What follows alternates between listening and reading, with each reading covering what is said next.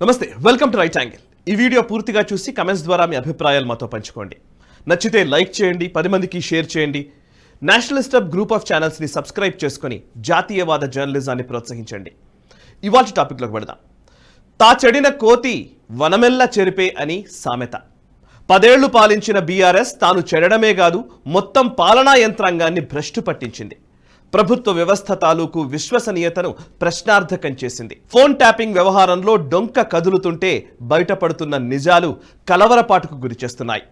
ప్రజా జీవనంలో భద్రతకు హామీ పడే రక్షక భట వ్యవస్థ రాజకీయ పార్టీల చట్ట వ్యతిరేక కార్యకలాపాలకు ఎలా చేదోడుగా నిలిచిందో చూస్తుంటే జుగుప్స కలుగుతోంది.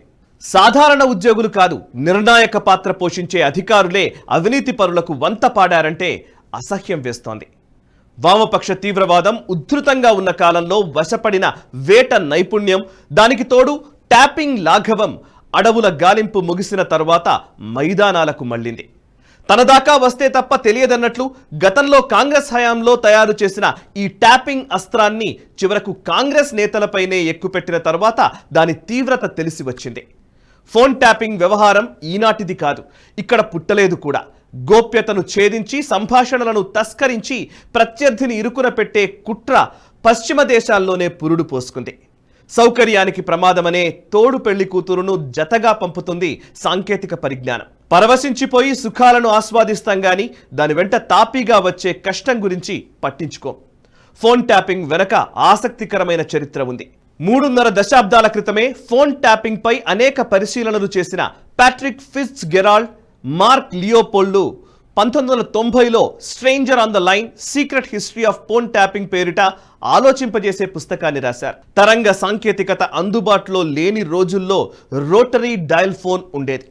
వైర్ టెక్నాలజీ ఉన్న రోజుల్లో ట్యాపింగ్ చేయాలంటే టెలిఫోన్ వైర్లకు ఇతర పరికరాలు అమర్చి సంభాషణలు వినేవారు. దీన్నే వైర్ ట్యాపింగ్గా సంబోధించేవారు. 1920-30ల నాటికే అమెరికన్ నేర సామ్రాజ్యాన్ని నడిపే వారిని అరెస్ట్ చేసేందుకు వైర్ ట్యాపింగ్ను వాడేవారు ఫెడరల్ పోలీసులు. లెక్కకు మించిన హత్యలు చేసిన వారు తమ ఫోన్ సంభాషణ ముగిస్తూ రిసీవర్ పెట్టే ముందు వైర్ ట్యాపింగ్ చేస్తున్న వారిని ఉద్దేశించి అనర్గళంగా బూతులు తిట్టేవారట.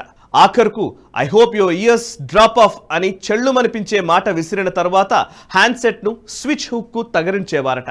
కేసీఆర్ పాలన కాలంలో సుదీర్ఘకాలం సాగిన ఫోన్ ట్యాపింగ్ తంత్రం ఎంతమంది గుట్టుమట్లు తెలుసుకున్నది? ఆనాటి ప్రభుత్వ పెద్దలు పురమాయించిన రహస్య బృందాలు గోప్యతను ఎంతమేర చెలామణిలో పెట్టి నోట్ల కట్టలుగా మార్చుకున్నాయి?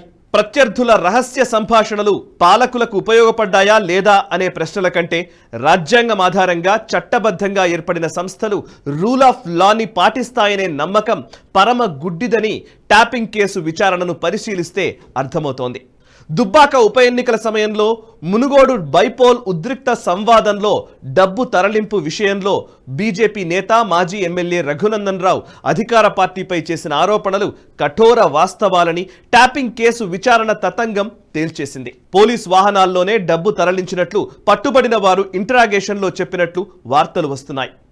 అనధికారిక సాయుధ బృందాలను ఉసిగొల్పి నాటి అధికార పార్టీ చేసిన దురాగతాలు ఒక్కొక్కటి బయటపడుతున్న కొద్దీ భయం వేస్తోంది. ప్రజాస్వామ్య పరిరక్షణ కోసం ఏర్పడిన వ్యవస్థలన్నీ ప్రమాదకరమైన శక్తుల చేతుల్లోకి వెళ్లిపోయిన దాఖలాలు చూస్తుంటే భవిష్యత్తు ఆందోళన కలిగిస్తోంది. డబ్బు కట్టలు, బంగారం కుప్పలు, రహస్య లాకర్లు, బినామీ ఆస్తుల దస్తావేజులు, కోట్లకు పడగెత్తిన అధికారుల విలాస భవనాలు, ఖరీదైన వాచీలు, జిగేల్మనిపించే నగలు, ఇవన్నీ ఇటీవలి కాలంలో పత్రికలు ప్రచురించిన కథనాల్లో కనిపించిన ఫోటోలు చెప్పే అవినీతి బాగోతారు. అక్రమ సంపాదనకు ఎన్నెన్ని అతిక్రమణలు జరిగాయో ఇప్పుడిప్పుడే తెలుస్తోంది. ఒక వ్యక్తిగత సంభాషణ గోప్యత పాటించాల్సిన అంశాన్ని చేజిక్కించుకున్న తర్వాత చట్టాలు బేఖాతరుగా మారి డబ్బు కట్టలే లక్ష్యాలను నిర్దేశిస్తాయి. తెలంగాణలో గడిచిన 10 ఏళ్ల కాలంలో ఇదే తతంగం జరిగింది.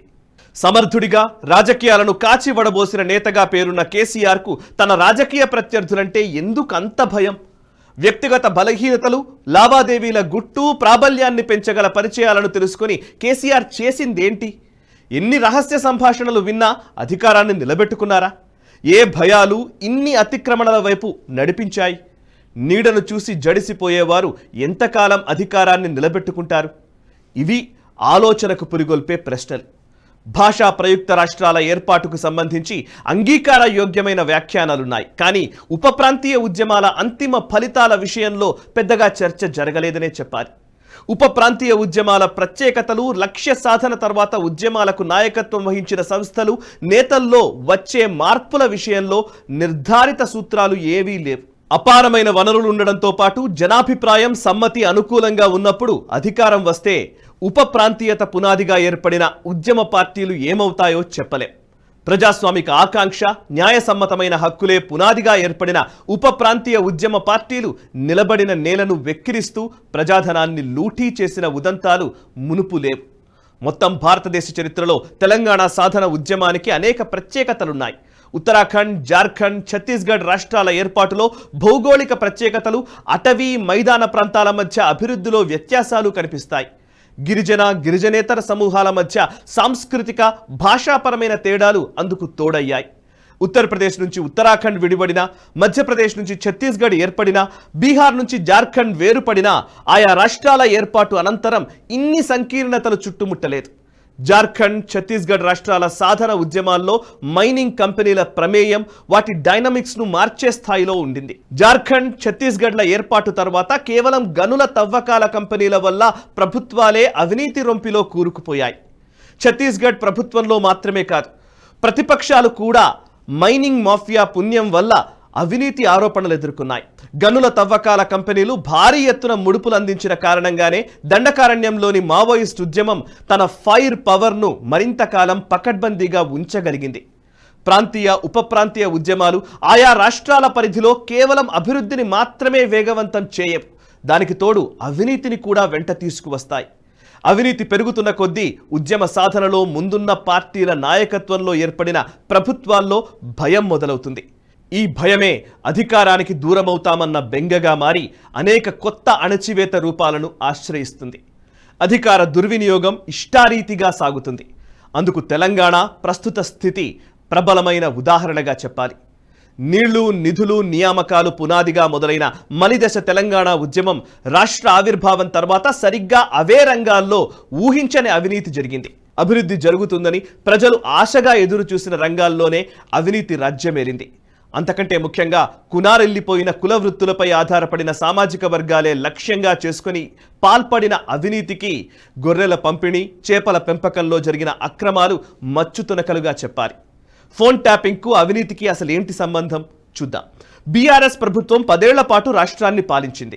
రాష్ట్రం ఏర్పడిన కొత్తలో అనేక నూతన రంగాలకు అంకురార్పణ జరిగింది.